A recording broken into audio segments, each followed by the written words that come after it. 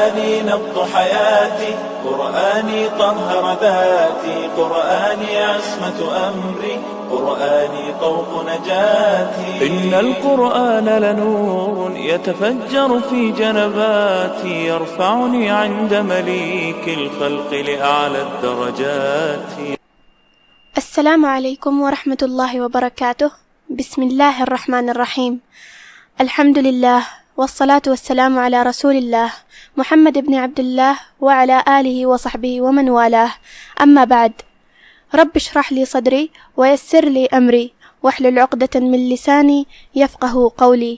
شروع کرتی ہوں اللہ کے نام سے جو بڑا مہربان نہایت رحم کرنے والا ہے. بإذن اللہ آج کے درس نمبر 38 میں سورۃ الغاشیہ آیت نمبر 1 سے آیت نمبر 7 تک کی شرح اور ترجمہ سماعت فرمائیں گے. تو شروع کرتے ہیں. اعوذ باللہ من الشیطان الرجیم، بسم اللہ الرحمن الرحیم. هل اتاک حدیث الغاشیہ. کلمت حل میں یہاں حرف الہا ہے، ہم ہا کو حلق کے نیچے والے حصے سے ادا کریں گے. لام پہ جزم ہے تو ہم لام کو جزم سے ادا کریں گے اور اسے ظاہر کریں گے.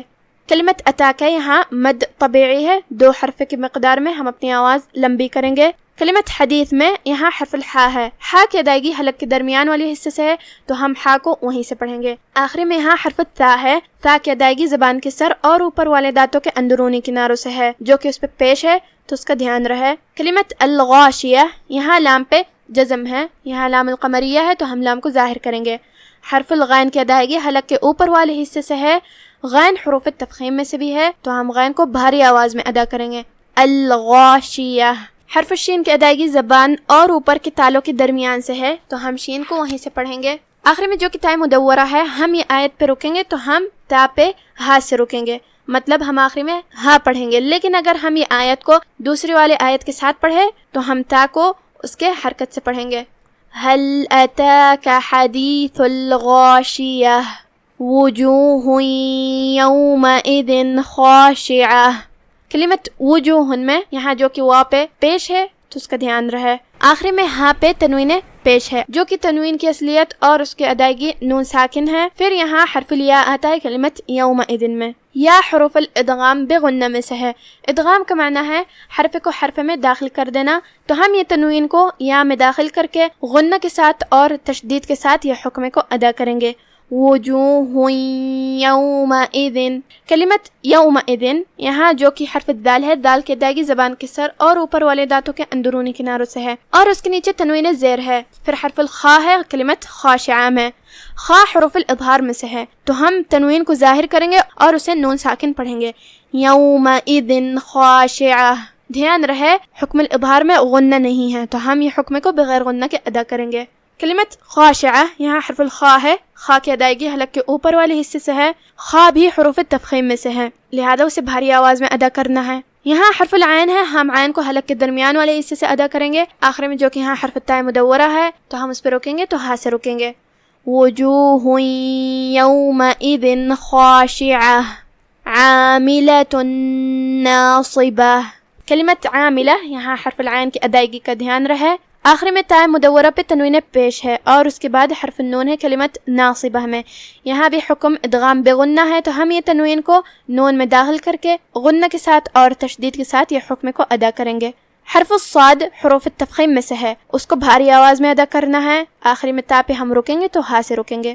عاملۃ ناصبہ تصلی نارا حامیہ. کلمت تصلا میں یہاں بھی حرف الصاد ہے، ہم اسے بھاری آواز میں ادا کریں گے. دھیان رہے ہم تا کو تفخیم سے نہیں پڑھتے کیونکہ تا حروف ترقیق میں سے ہے، صرف صاد کو بھاری آواز میں پڑھنا ہے. تصلا. اور لام کو بھی ہم ترقیق سے ادا کریں گے کیونکہ یہاں لام کا حکم ہے ترقیق. یہاں مد طبیعی ہے، 2 مد کے برابر ہم اپنی آواز لمبی کریں گے. کلمت نارن یہاں را کا حکم ہے تفخیم کیونکہ اس پہ زبر ہے، تنوین زبر، تو ہم را کو بھاری آواز میں پڑھیں گے. اور جو کہ اس پہ تنوین زبر ہے اور اس کے بعد حرف الحا ہے کلمت حامیہ میں، تو یہاں حکم ہوا اظہار، ہم تنوین کو ظاہر کریں گے اور اسے نون ساکن ادا کریں گے اور بغیر غنہ کیے حکم کو ادا کرنا ہے. نارن حامیہ تصلی نارا حامیہ. تسقى من عين آنية. کلمت تسقى میں یہاں حرف القاف ہے. قاف کی ادائیگی زبان کے جڑ اور تالو کے نرم حصے سے ہے. قاف حروف تفخیم میں سے بھی ہے تو ہم قاف کو بھاری آواز میں ادا کریں گے، جو کہ اس کے بعد مد طبیعی ہے تو ہم مد کو بھی تفخیم سے ادا کریں گے، کیونکہ مد الف اپنے پیچھے والے حرف کا حکم لیتا ہے، وہ چاہے تفخیم ہو وہ چاہے ترقیق ہو. تسقى. کلمت من کے آخری میں نون پہ جزم ہے اور اس کے بعد حرف العین ہے کلمت عین میں. یہاں بھی حکم ہے اظہار، تو ہم یہ نون کو ظاہر کریں گے اور بغیر غنہ کے حکم کو ادا کریں گے. من عین. کلمت عین میں یہاں حرف العین ہے، ہم عین کو حلق کے درمیان والے حصے سے ادا کریں گے. آخری میں نون کے نیچے تنوین زیر ہے اور اس کے بعد حرف الحمزہ ہے کلمت آنیہ میں. حمزہ حروف الاظہار میں سے ہے تو ہم یہ تنوین کو ظاہر کریں گے اور اسے نون ساکن ادا کریں گے اور بغیر غنہ کے حکم کو ادا کریں گے. عین آنیہ. تسقى من عین آنیہ. لیس لهم طعام الا من ضریع. کلمت لهم کے آخری میں یہاں میم پہ جزم ہے اور اس کے بعد حرف الطاء آتا ہے کلمت طعام میں. میم کا حکم ہے اظہار شفوی، لہذا ہم میم کو ظاہر کریں گے اور بغیر غنہ کے حکم کو ادا کریں گے. کلمت طعام میں یہاں حرف الطاء ہے، طاء حروف تفخیم میں سے ہے، ہم طاء کو موٹی آواز میں پڑھیں گے. پھر حرف العین ہے، عین کی ادائیگی کا دھیان رہے. آخری میں میم پہ تنوین پیش ہے اور اس کے بعد الف ہے کلمت الا میں. یہاں حکم ہے اظہار تو ہم یہاں تنوین کو ظاہر کر کے اور بغیر غنہ کے حکم کو ادا کریں گے. طعام الا. کلمت الا میں یہاں لام پہ تشدید ہے، 2 حرف کے برابر لام کو پڑھنا ہے.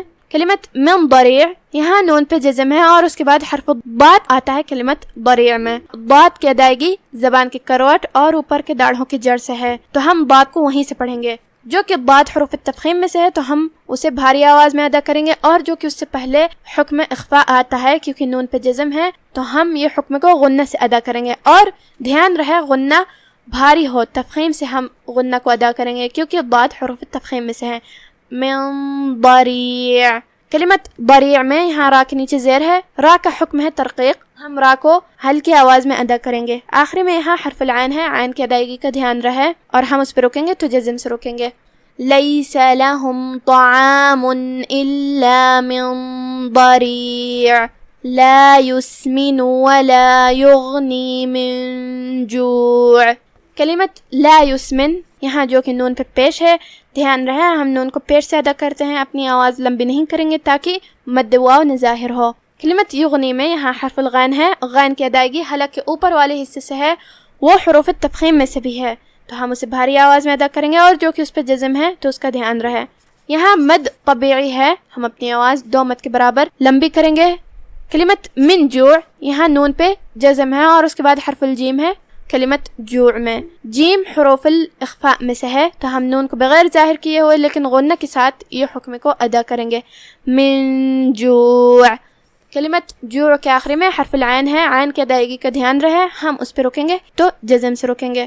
لا يسمن ولا يغني من جوع. اب آپ سورۃ الغاشیہ کی تلاوت تجوید کے ساتھ سماعت فرمائیں. بسم اللہ الرحمن الرحیم. هل أتاك حديث الغاشية وجوه يومئذ خاشعة عاملة ناصبة تصلى نارا حامية تسقى من عين آنية ليس لهم طعام إلا من ضريع لا يسمن ولا يغني من جوع. بھلا تم کو ڈھانپ لینے والی یعنی قیامت کا حال معلوم ہوا ہے؟ اس روز بہت سے چہرے یعنی لوگ ذلیل ہوں گے، سخت محنت کرنے والے تھکے ماندے دہکتی آگ میں داخل ہوں گے. ان کو ایک کھولتے ہوئے چشمے کا پانی پلایا جائے گا، ایک سخت خاردار جھاڑی کے سوا ان کے لیے کوئی کھانا نہیں ہوگا جو نہ مفید غذا بنے اور نہ بھوک میں کچھ کام آئے. بس آج کا ہمارا درس یہیں ختم ہوتا ہے. وفقنا اللہ و ایاکم لما یحبہ و یرضاہ. والسلام علیکم ورحمۃ اللہ.